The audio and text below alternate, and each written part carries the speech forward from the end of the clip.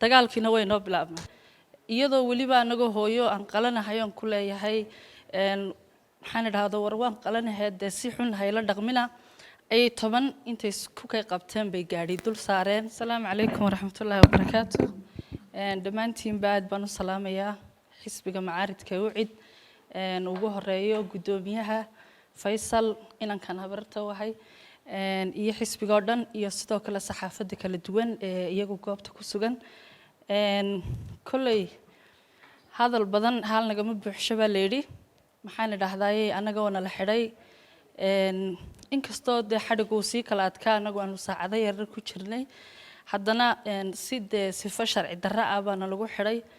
iyadoo waliba anaga hooyo aan qalanahay aan ku leeyahay waxaan idhaahdo war waan qalanahay si xun hayla dhaqmina ay 10 intay ku kay qabteen bay gaadhi dul saareen waliba aniga wanjalaad ba ii sii dheeraydo anoo markaas gaadhiga ka soo degay oo isla sidii caadiga ahayd ee shaqadeydii waajibkayga gudo buu nin askari igu yiri kaalayo ma waxaad rabtaa wariyaashaadii markaan ku yiri ha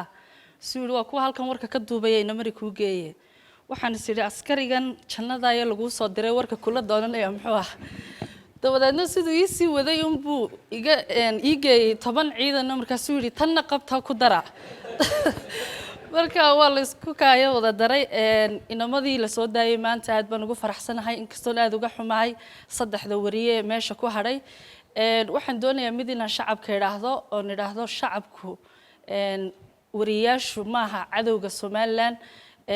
indhayo waxay idin hindhago iyaga hadiya habeen idin adeega يعني أن فكر خلدان ليدي كذا دعين أن عدو ليدي كذا صحافة أنت صو سنضات حدي وناق ليدي كسو أديجي أو حليدي كسو قبلني وحنو كملنا هاي بشر كخلدمة ومحير إلهي ملايكتي سما خلدمين حتى لعل هدان خلدنا أنت صو سنضات أن وناق يدي كسو شقيني ما أنت خلدنا نقول دفتويان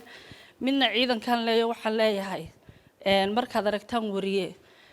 sidii argagixisadii hawlo dhaqmina oo hadilina rag iyo dumar baa soo dhaweysta oo hadad xidhaysan xataa si fiican u la dhaqma xisbiyada waxaan leeyahay in badan ayaynu soo taagnay dawlado kala duwan oo isbedelayay oo inaguna halkii uu taaganahay mid kastaaba markuu maxaan idhaahdaayay uu banaanka taagan yahay oo kursiga ku fadhiisan wuxuu leeyahay saaxiib dhow uu leeyahay maxaan idhaahdaa wariyaasha markuu kursiga fuulana cadowga koowaad uu iska ilaaliyo waxa weeyaan saxaafadda marka xisbiyada macaaridka kuwa soo socda waxaan leenahay maxaan idhaahdaayay kulay cashadii hore wala iska raacayo tii wadani tan caawna waxaan u maleyn wariyaasha Soomaaliland oo dhan baa lagu guri doonaa xabsiga marka waxaan leeyahay haddii aad ku guuleysataan oo cidii hadduu wadani ku guuleysto kii ilaahay keenaba waxaan leeyahay wajiga maanta iyo saaxiibtinimada maanta inaga dhaxaysa bedelina oo markaad halka tagtaan yaana libaaxiyo waraabayaal qorin intaas ayaan ku soo gabagabeynaa saxaafadan midda fariinta ugu dambaysa halkan uga gudbinaya waxaan nahay tiirka afraad quwad aad u weyn baan leenay yaan leena kala tafaraaruqin oo leena kala furfurin